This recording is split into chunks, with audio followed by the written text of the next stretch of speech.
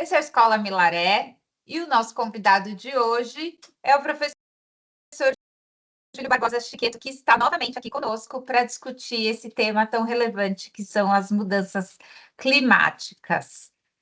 Fazendo uma breve apresentação do nosso convidado, o professor Júlio, ele é investigador na Faculdade Latino-Americana de Ciências Sociais, onde ele é supervisor da especialização em ambiente e sociedade. Ele também tem pós-doutorado pelo Departamento de Gestão Ambiental da Escola de Artes, Ciências e Humanidades da USP, com o projeto Produção Científica, Comunicação em Mudança e Adaptação Climática.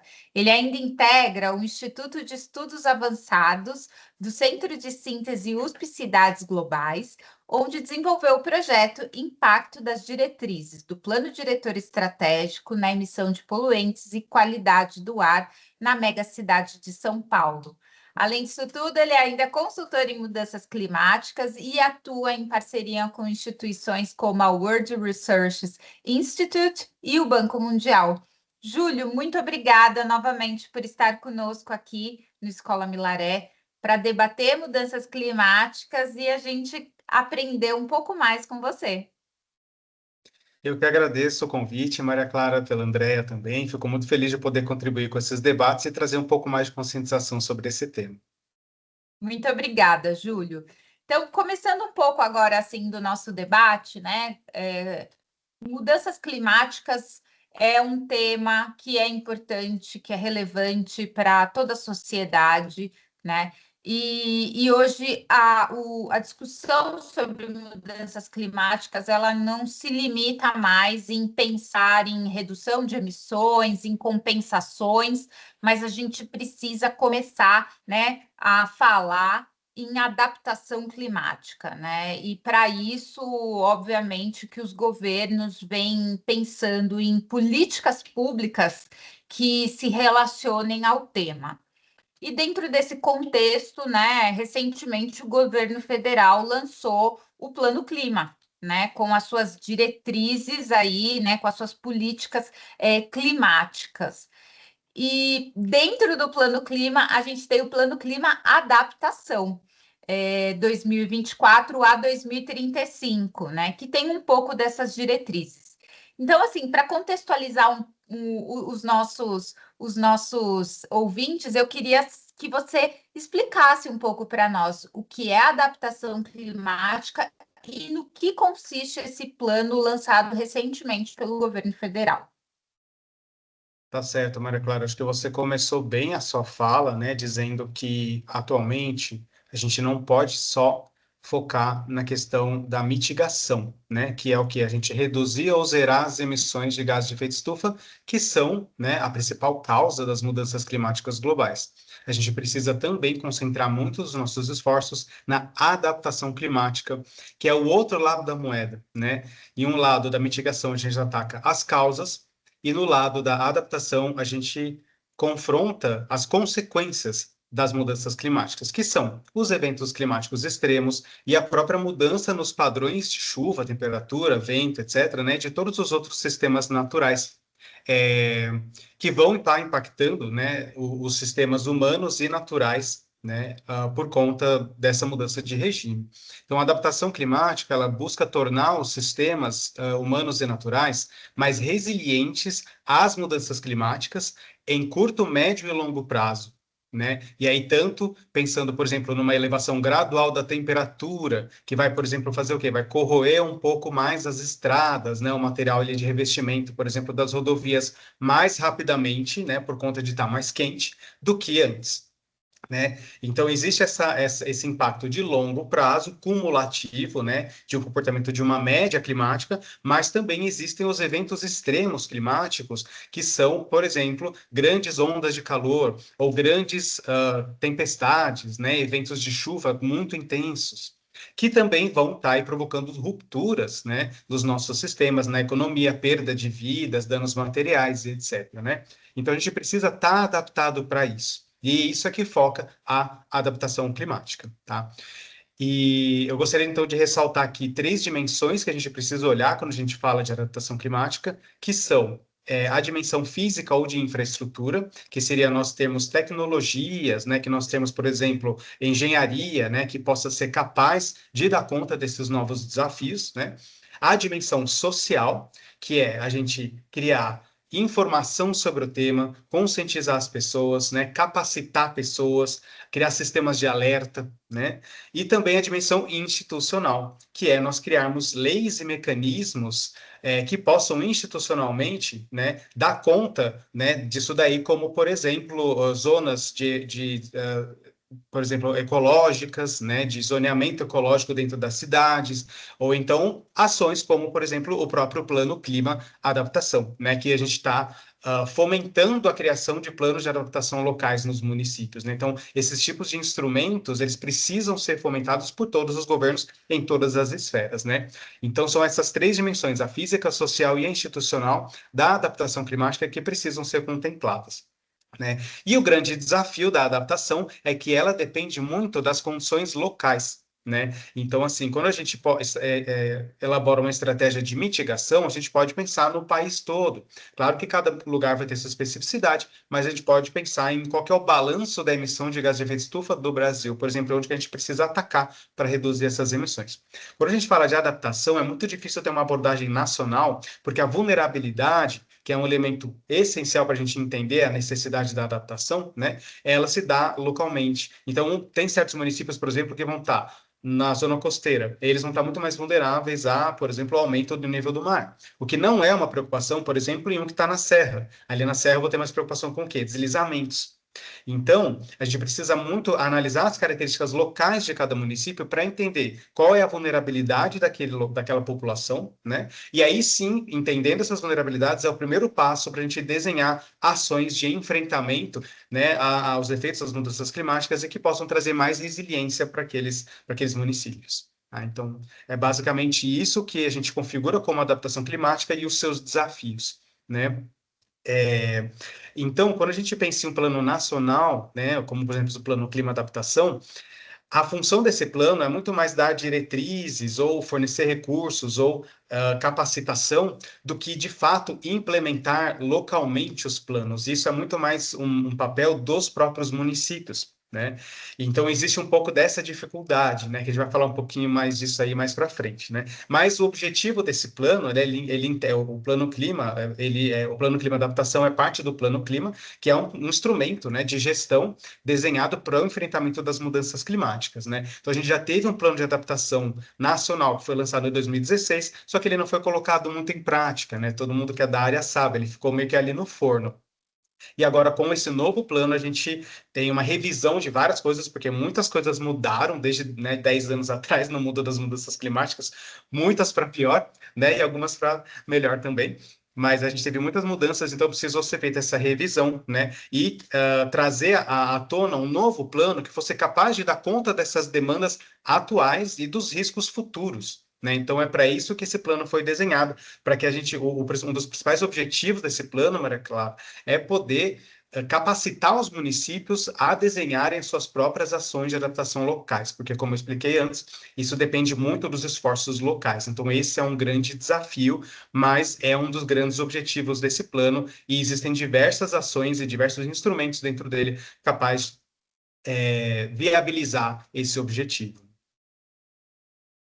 Júlio, então, aproveitando isso que você colocou agora, né, e toda essa sua fala sobre a importância de tratar a adaptação climática de forma local, né, pelo que a gente tem visto e tem se divulgado, apenas 15% das cidades brasileiras possuem planos de adaptação climática, né?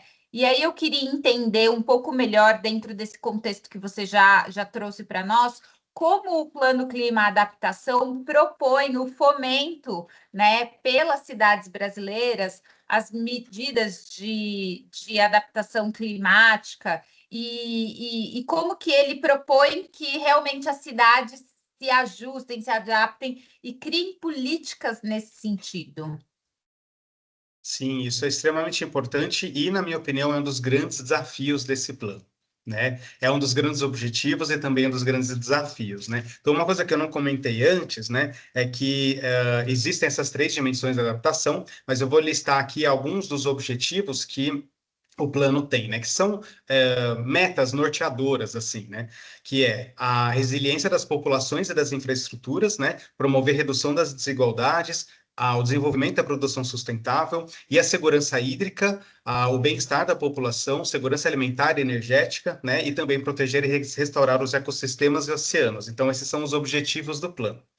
Quando a gente vai para as metas do plano, as metas, elas são coisas muito mais concretas e quantitativas. Por exemplo, a primeira meta é, até 2035, garantir que todos os estados e ao menos 35% dos municípios brasileiros tenham plano de adaptação. Eu, pessoalmente, acho que poderia ser um pouquinho mais do que 35%, mas se atingir esse valor, eu acho que já vai ser bom, né? Porque atualmente apenas 15% dos municípios, e mesmo entre as tem plano de adaptação, e mesmo entre as capitais, esse número é menor ainda. Eu acho que, menor ainda não, mas esse número também é muito preocupante. Ele acho que é cerca de 15 capitais brasileiras que também não possuem plano de adaptação.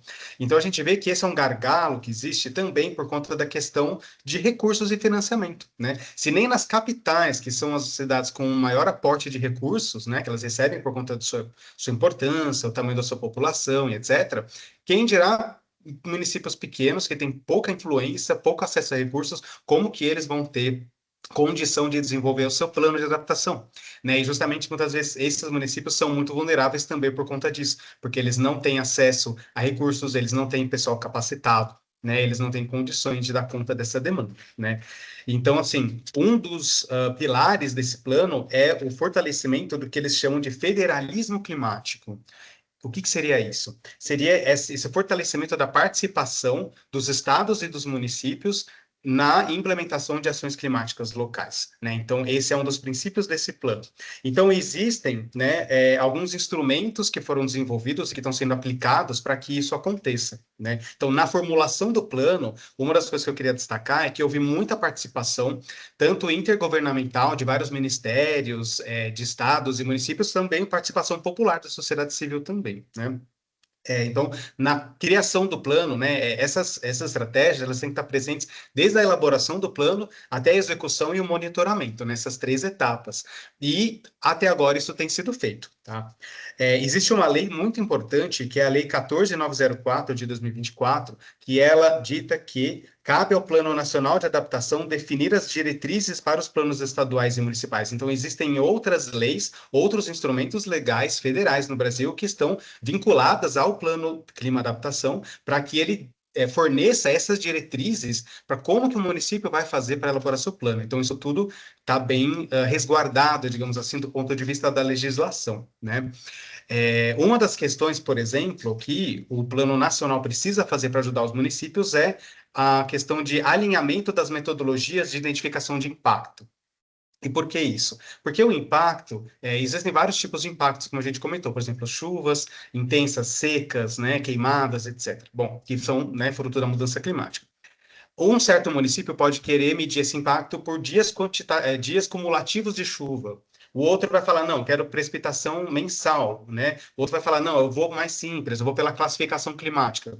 Se cada um está falando de uma coisa, como é que a gente vai entender qual que é a gravidade da situação? Como que a gente vai conseguir, por exemplo, destinar recursos de forma justa, né? Se cada um está falando de um indicador diferente. Então, precisa haver um alinhamento desses indicadores do risco do impacto para que a gente consiga avaliar concretamente, né, e de forma comparativa e quantitativa, o risco e a vulnerabilidade de cada município para então poder definir, né, ter critérios para que a gente possa definir quem são os municípios mais prioritários e assim, por exemplo, fazer uma destinação de recursos com base em critérios que sejam alinhados, né? Então, por exemplo, essa questão, né, de harmonizar as metodologias da identificação dos impactos é uma das coisas que esse plano está trazendo e que às vezes cada município fazendo por si só iria designar um indicador diferente, mas o plano ele está trazendo esse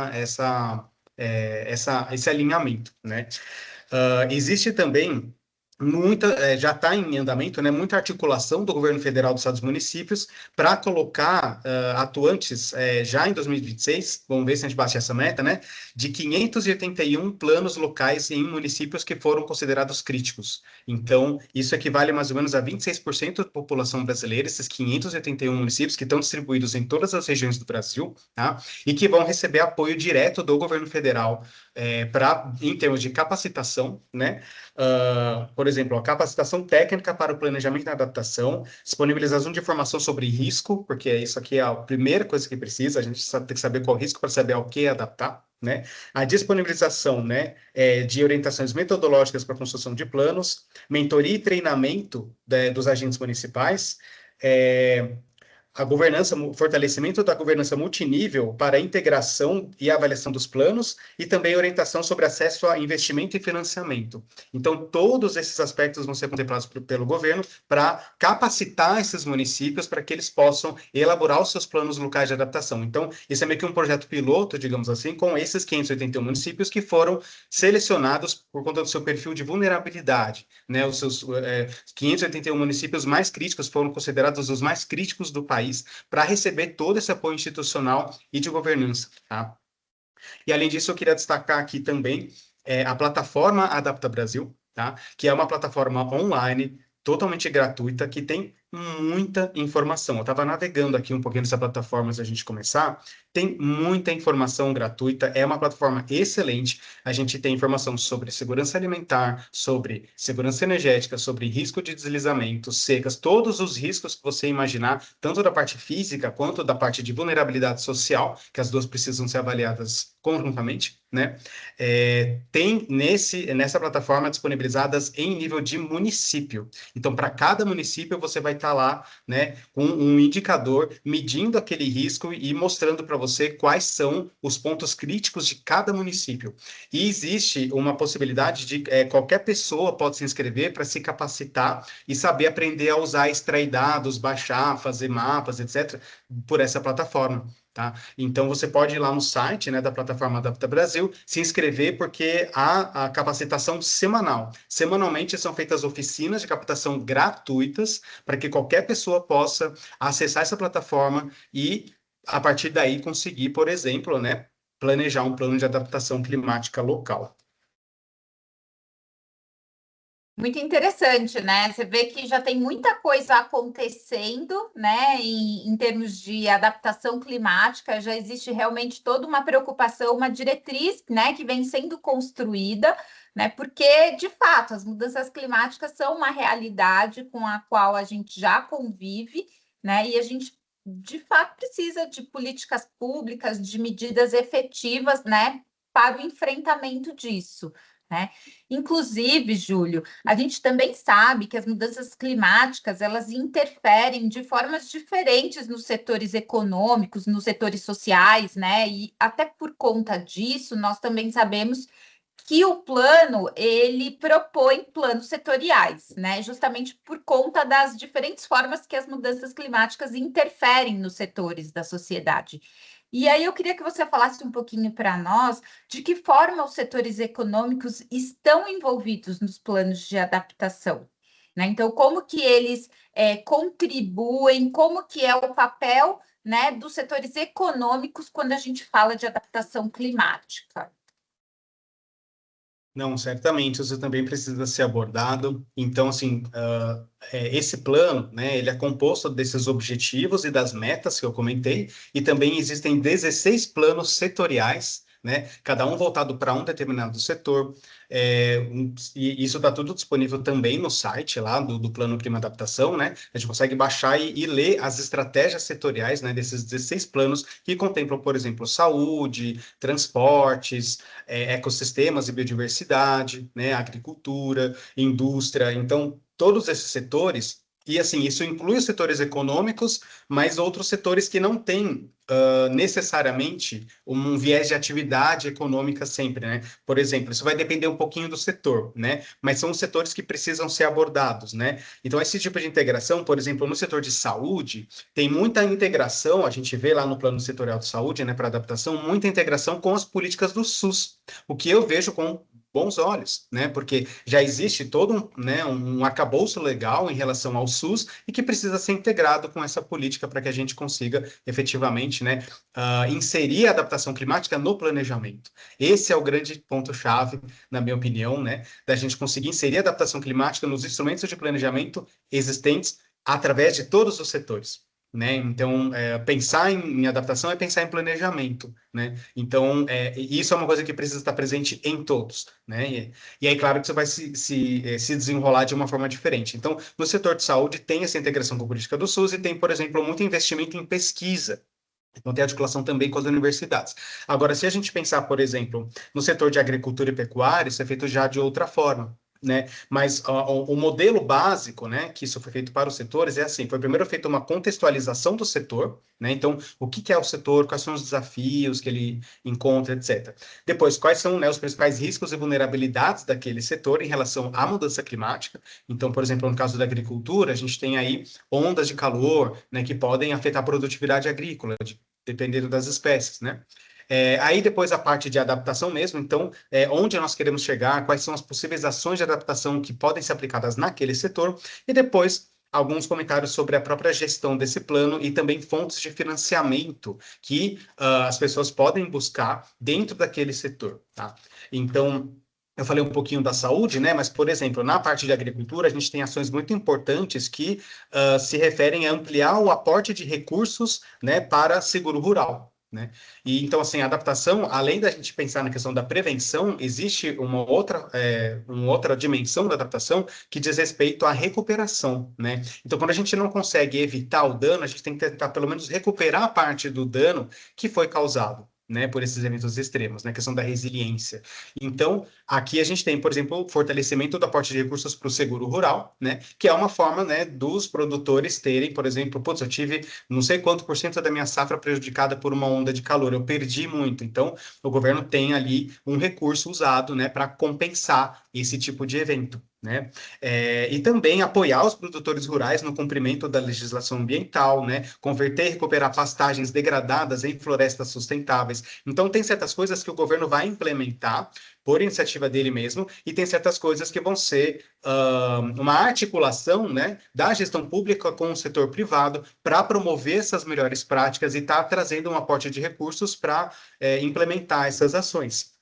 Né? Existe, por exemplo, dentro aqui da agricultura também, um plano nacional de fortalecimento da agricultura familiar, né? Que a gente sabe que eles também são muito vulneráveis a isso, né? Por terem poucos recursos, né? Que é voltado à adaptação climática para investimentos como irrigação, energia solar, infraestrutura hídrica, sistemas agroecológicos, tecnologias sustentáveis e produção resiliente. Então, a gente vê que vai ter um fomento de diversos outros setores e diversas outras partes da economia, por exemplo, né, para estar apoiando a produção de alimentos da agricultura familiar. Né? Então, a gente vai estar envolvendo esses setores todos aí com essas ações de adaptação. Né?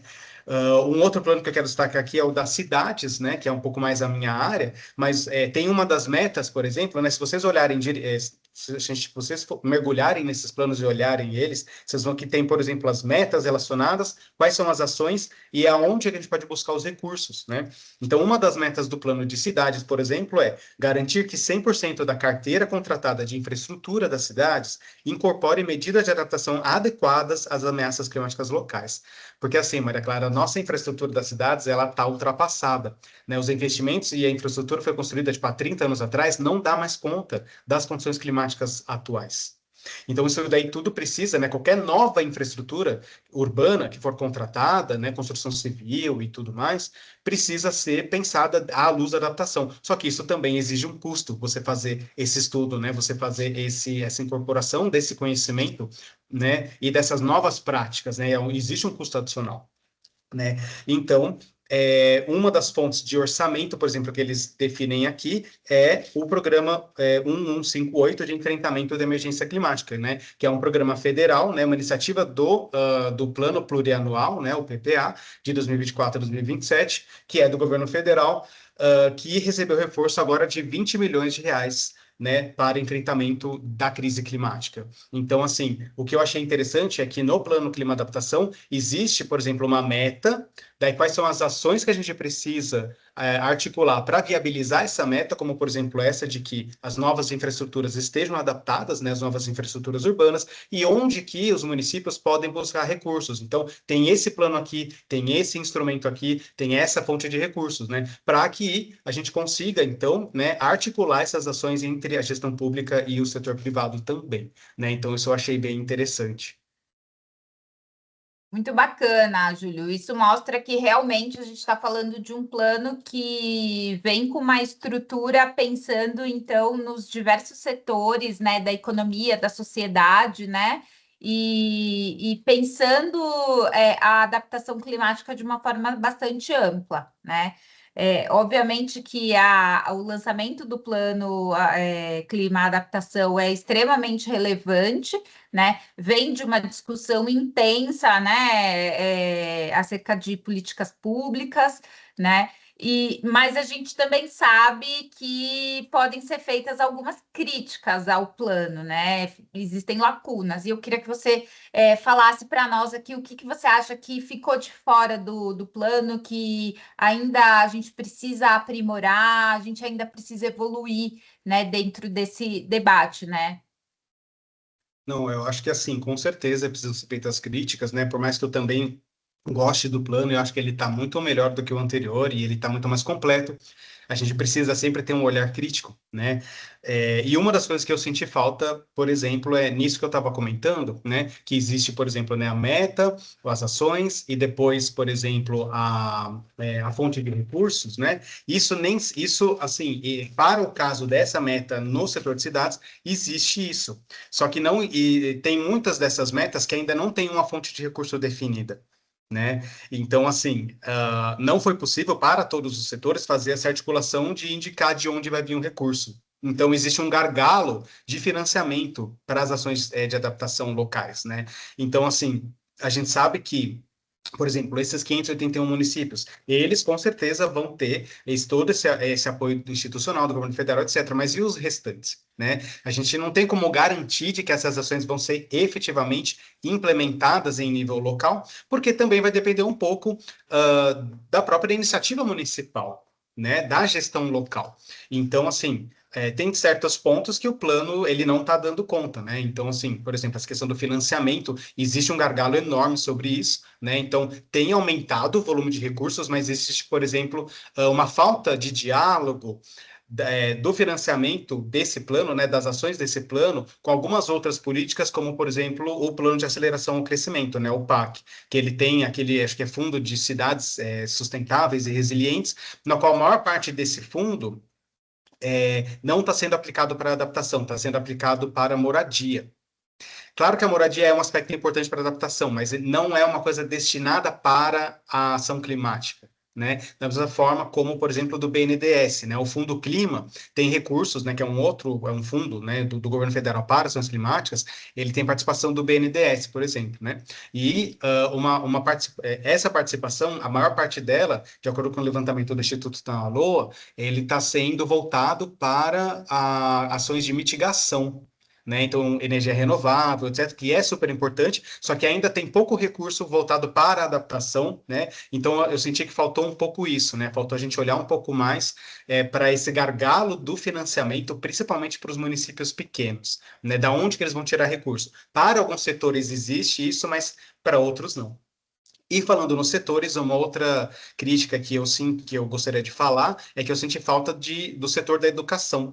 A gente não tem nenhuma ação, o setor da educação ele não foi contemplado. E a gente sabe que as mudanças climáticas impactam, né, no aprendizado, né, e é importante a gente pensar aí nos jovens e nas crianças também o impacto sobre eles, né, e como que a gente vai fazer para melhorar a educação ambiental, a conscientização sobre isso. Não tem nada sobre isso no plano sobre educação ambiental e sobre também como que a gente vai adaptar o setor da educação como um todo, né, pública, para as mudanças climáticas, isso também não existe, né? Então, e um último ponto que eu queria destacar, né, que eu acho que também é uma lacuna desse plano, é a questão dos dados, né? Por mais que exista essa plataforma aí, que é a Adapta Brasil, né, que eu comentei, que ela é excelente, ela é ainda em nível municipal. E claro que, assim, é muito difícil você produzir dados em um nível urbano, né, menor ainda, né, intramunicipal, é difícil, só que muitas vezes é necessário, porque muitas vezes você vai ter vários bairros dentro de um município também com perfis diferentes, né? Então, determinado bairro, por exemplo, o bairro de baixa renda, ele vai ter um perfil de vulnerabilidade muito maior do que um bairro de alta renda. Só que quando você olha na escala do município, isso vai ser homogeneizado, esse risco, né, intra-urbano. Então, e faltam, né, dados para esse monitoramento, para essa avaliação mais minuciosa, porque coletar dados é caro, é custoso, né, é difícil, e até agora o que a gente tem são esses dados em nível municipal, o que ajuda muito a gente, por exemplo, a destinar recursos, né, a gente entender quais são os municípios prioritários, mas não necessariamente isso vai trazer um quadro muito claro para o gestor local de que ações ele precisa implementar no município, considerando as especificidades de cada porção do seu município, né? Porque às vezes o que a determinada comunidade precisa não reflete o que a outra comunidade vai precisar, né? Então vão ser necessárias, né? Avaliações adicionais, além dessas que o governo federal está trazendo, né? Avaliações bem locais mesmo, né? E que nem todo município tem condição de fazer. Então, eu acho que seriam essas as críticas que eu faria, né? Questão do gargalo do financiamento, né? Essa questão também de que os dados disponibilizados não são suficientes, apesar de serem muito bons, não são suficientes para todos os municípios atuarem, né? Ali com precisão no território, e também a falta de incluir as questões de educação, do setor de educação e de educação ambiental no plano. Júlio, queria novamente te agradecer por toda essa sua explanação aí sobre o Plano Clima Adaptação.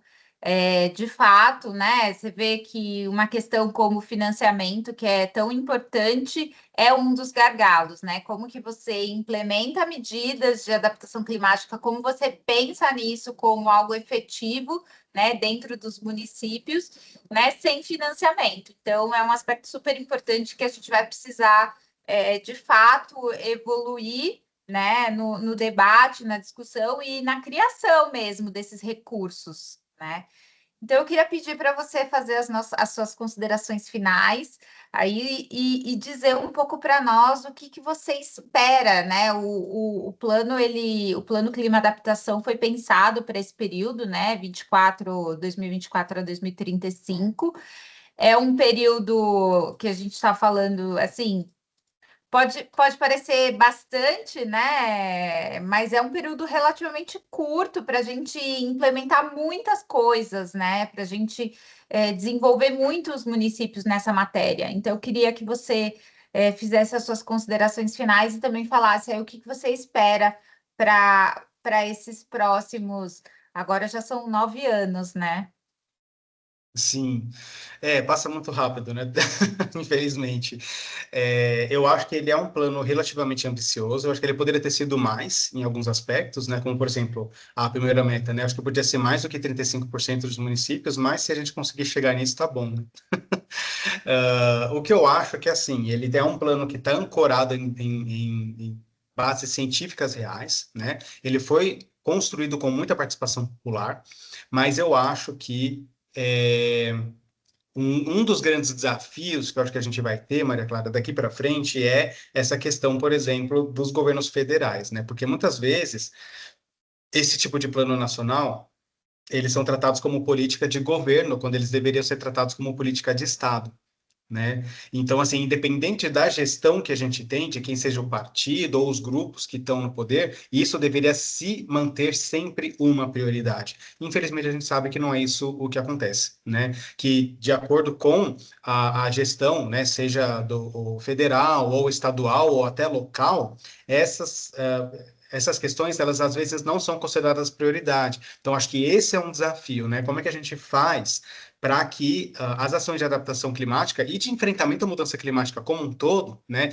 não sejam deixadas de lado, não sejam influenciadas por gestores, por exemplo, que não têm qualificação para falar, para avaliar questões sobre esse tema, né? Então, acho que esse é um dos pontos que a gente críticos, né, que a gente precisa entender como a gente faz enquanto sociedade para pressionar os governos para que isso continue sendo aplicado, né? Porque é uma coisa você desenhar esse plano super legal e depois chegar lá, o próximo governo, por exemplo, não está nem aí, né? E aí não destina os recursos, muda as coisas, não prioriza, né?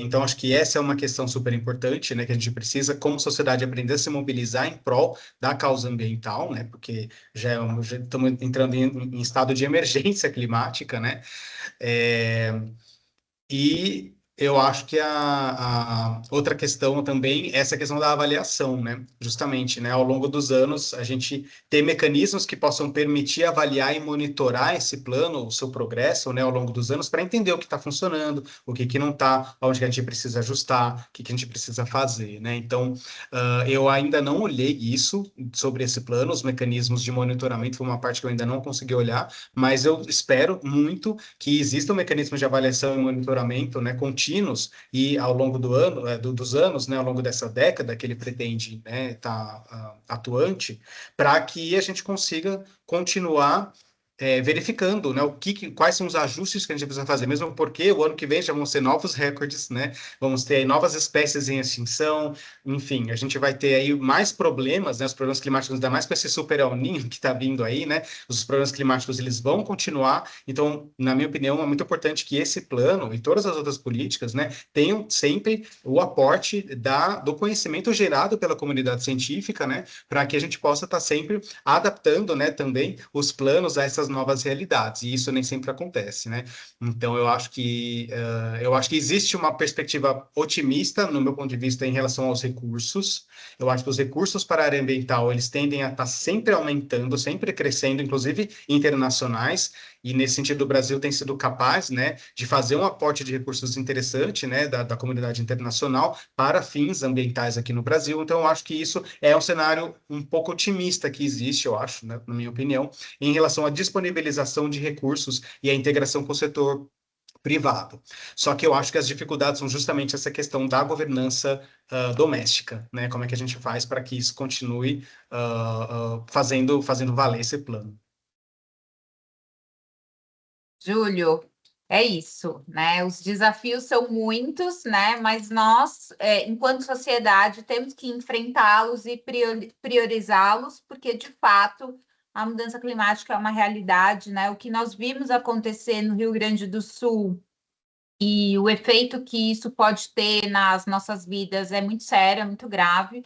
Por isso que, de fato, a gente precisa pensar, refletir mudanças climáticas, refletir adaptação climática e trabalhar realmente por políticas públicas e privadas voltadas para isso. Novamente, muito obrigada por participar do Escola Milaré e espero que a gente possa sempre ter você por aqui, sempre trazendo informações e uma visão muito clara e didática aí das questões climáticas. Obrigada, Júlio.